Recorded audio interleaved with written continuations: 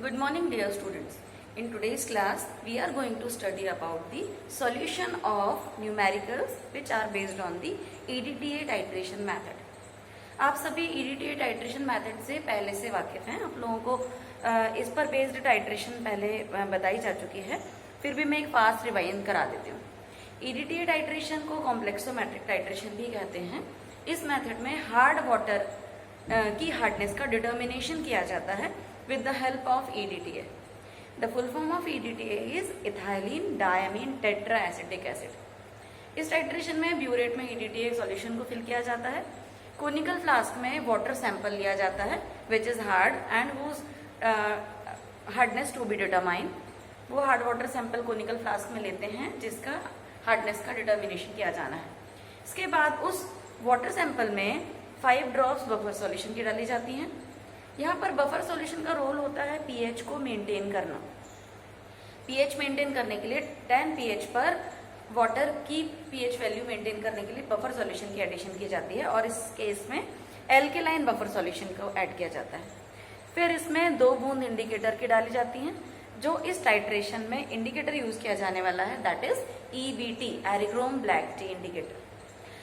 Water sample को conical flask में लेते हैं. यहाँ पर हम 2 वाटर सैंपल यूज करते हैं क्योंकि एक इंटरमीडिएट सॉल्यूशन होता है जिसकी हेल्प से हम अननोन वाटर सैंपल की हार्डनेस का पता लगाते हैं. सबसे पहले water sample A which is known as known water sample, जिसकी हार्डनेस हमको पता है, जिसको हम नोन सॉल्यूशन कहते हैं. वाटर सैंपल ए लेते हैं, उसमें बफर सॉल्यूशन डालते हैं और EBT इंडिकेटर डालते हैं. इस प्रोसेस से जो वाटर का कलर आता है that is wine red colour. अब इस wine red coloured water sample में EDTA जो कि ब्यूरेट में फिल किया गया है उसको ड्रॉप वाइज फॉल किया जाता है. ड्रॉप वाइज फॉल करने से ये वाइन रेड कलर्ड सॉल्यूशन जो है ये ब्लू कलर में कन्वर्ट हो जाता है. This point is to be noted as end point. इस पॉइंट को एंड पॉइंट की तरह नोट कर लिया जाता है. इस ब्यूरेट रीडिंग को एंड पॉइंट कहते हैं. Similar process will be repeated with the unknown water sample. Water sample B जो कि अननोन वाटर सैंपल है उसकी हेल्प से भी हम सेम प्रोसेस रिपीट करते हैं. अब इस प्रोसेस में हार्डनेस को कैसे डिटरमाइन किया गया, इसके लिए इस पर बेस्ड जो न्यूमेरिकल है वो मैं आपको समझाने वाली हूँ. यहाँ पर आप देख रहे हैं बोर्ड पर एक न्यूमेरिकल लिखा हुआ है. इस क्वेश्चन को मैं एक बार रीड आउट करके बताती हूँ.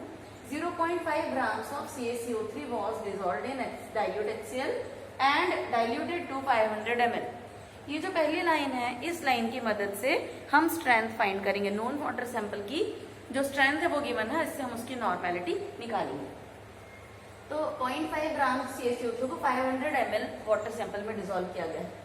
50 ml of this solution required 45 ml of EDTA solution for titration. अब जो वाटर सैंपल ए जिसकी टाइट्रेशन हो रही है उसके बारे में बात की जा रही है कि 50 ml वाटर सैंपल ए के लिए 45 ml EDTA की रिक्वायरमेंट होती है फर्स्ट एंड पॉइंट के लिए. आगे 50 ml of the given hard water sample required 15 ml of EDTA solution for titration. यहाँ पर जब वाटर सैंपल बी लिया जाता है तो उसके लिए EDTA रिक्वायर्ड 15 ml होता है. तो ये सेकेंड टाइट्रेशन है जो कि वाटर सैंपल बी के साथ या अननोन वाटर सैंपल के साथ की जाती है. इसके लिए हमको कैलकुलेट करना है हार्डनेस. तो इस प्रोसेस में सबसे पहली स्टेप होती है, हम सबसे पहली स्टेप में निकालते हैं नॉर्मेलिटी ऑफ वाटर सैंपल ए. क्योंकि हमको स्ट्रेंथ गिवन है, स्ट्रेंथ हमको नोन है, तो हम उसकी नॉर्मेलिटी फाइंड करते हैं. फॉर्मूला जो कि यूज किया जाता है वो होता है strength is equal to normality into equivalent weight. Normality into equivalent weight. यहाँ पर इक्विवेलेंट वेट ऑफ CaCO3 लिया जाता है. कैल्शियम कार्बोनेट का इक्विवेलेंट वेट इसमें यूज किया जाता है. हमें इसमें स्ट्रेंथ गिवन है 0.5 ग्राम इन 500 ml. 0.5 ग्राम 500 ml में है तो हम 1 लीटर के लिए निकालेंगे क्योंकि स्ट्रेंथ लीटर्स में 1 लीटर में जितना डिजॉल्व सॉल्ट होगा वो होती है. तो 1 लीटर के लिए कितनी हो जाएगी 0.5 इन 500 ml. तो 1 लीटर के लिए या 1000 ml के लिए कितना हो जाएगा 1. That is 1 grams in 1 litre. 1 gram 1 litre में. इसकी नॉर्मेलिटी हमको फाइंड करना है. इसको हम N1 से डिनोट करते हैं क्योंकि ये वाटर सैंपल ए की नॉर्मेलिटी निकाल रहे हैं हम. और equivalent weight of CaCO3 known है दैट इज 50 होता है इक्विवेलेंट वेट. इससे हम निकाल लेंगे N1. तो N1 की वैल्यू आ जाएगी हमारे पास 1/50. आगे हम करते हैं, हमको आगे दिया गया है 50 ml of this solution required 45 ml of EDTA. अब हम किसके बीच में टाइट्रेशन की बात कर रहे हैं, that is the titration between water sample A जो कि नॉन वाटर सैंपल होता है उसको बोलते हैं, and EDTA solution. EDTA solution और वाटर सैंपल ए के बीच की टाइट्रेशन है। फॉर्मूला जो यूज किया जाएगा that is N1V1 is equal to N2V2। एक तरफ हम वाटर सैंपल ए के लिए वैल्यूज लेते हैं और दूसरी तरफ हम EDTA सॉल्यूशन के लिए वैल्यूज लेते हैं। नॉर्मेलिटी ऑफ वाटर सैंपल ए, उसके ही वॉल्यूम, EDTA की नॉर्मेलिटी और EDTA का वॉल्यूम। EDTA की नॉर्मेलिटी हमको नोन नहीं है, वो हमें फाइंड करना है। तो यहाँ पर हम क्या करेंगे, N1 normality of water sample A N1 हमने निकाला है, that is 1/50 into volume of water sample कितना ले रहे हैं, यहाँ पर उन्होंने दिया है कि 50 ml, 50 ml of this solution, मतलब वाटर सैंपल ए का वॉल्यूम कितना है 50 ml है, इज इक्वल टू N2 हमें फाइंड करना है। और EDTA का वॉल्यूम कितना आ रहा है 50 ml के लिए 45 ml। इसको हमने 45 वॉल्यूम ऑफ EDTA पुट कर दिया, इससे हमने N2 निकाल लिया, तो N2 की वैल्यू हमारी आ गई 1/45।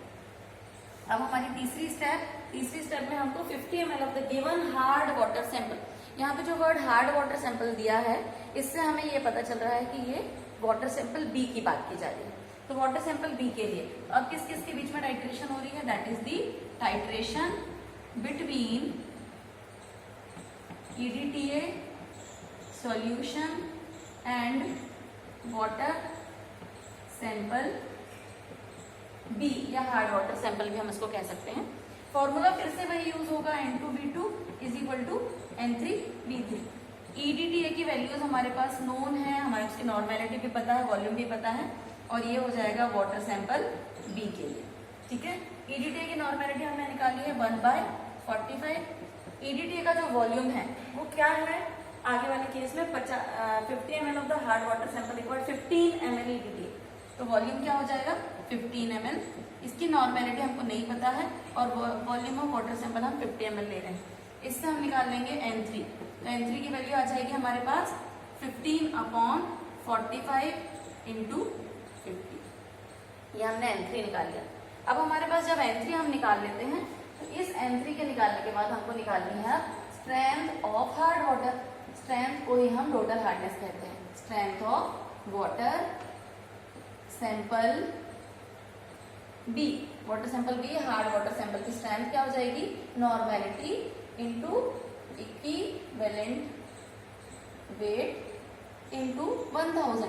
यहाँ पर ये 1000 का मल्टीप्लाई करने का रीजन ये है क्योंकि हमें जो हमारी स्ट्रेंथ होती है वो मिलीग्राम्स पर लीटर में या फिर ppm में फाइंड करना होती है, इसलिए।